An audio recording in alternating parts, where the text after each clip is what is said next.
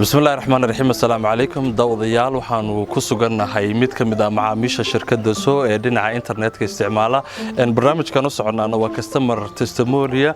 iyadoo speedka shirkadda Som Cable ay u kordhisay macaamiisheeda joogtada ah ee shirkadda ku xidhan waxaanu eegi doonaa macmiilkani iyo sida uu isticmaalo internetka shirkadda soo markii uu helay kordhinta speedka ee xawaaraha internetka. السلام عليكم. waxaan ka socdaa shirkadda isgaarsiinta ee Som Cable iyo soo gasho waxaan u soconaa inaan wax ku ogaano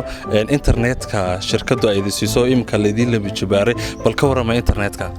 والله internetku imka horta xawaarihiisu aad buu fiican yahay oo xawaarihii alkii marka hore 6 MB ka ahaa imka 10 MB baa laga dhigay marka aad baan soo dhaweynaynaa haye ma soo gali karnaa aad baa horusaas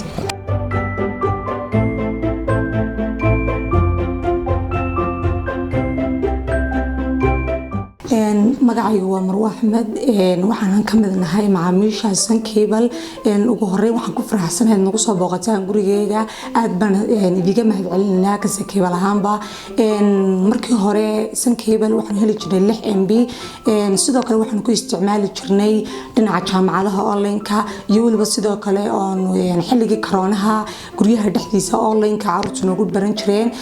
sidoo kale shaqooyinka mararka qaar ayaan ku dhaxay qabsan jirnay hawlaha kale sidoo kale dhinaca social media oo dhan walba hay noqotay aan ku dhax isticmaalno markii hore 6 MB baan heli jirnay haatan laakiin wala sii kordhiyay 10 MB baa laga dhigay aad baan uga mahadnaqnaa shirkadda sidoo kale imka xawaaruhu aad buu u sii sareeyaa sidoo kale waxyaabo kale ayaan ku isticmaalnaa oo sidii awal markii waxyaabaha qaar la malin jiray magaar cuslaanayo kale imka xawaari 10 MB baa laga sii dhigay waxaan u mahadcelinayaa shirkadda Som Cable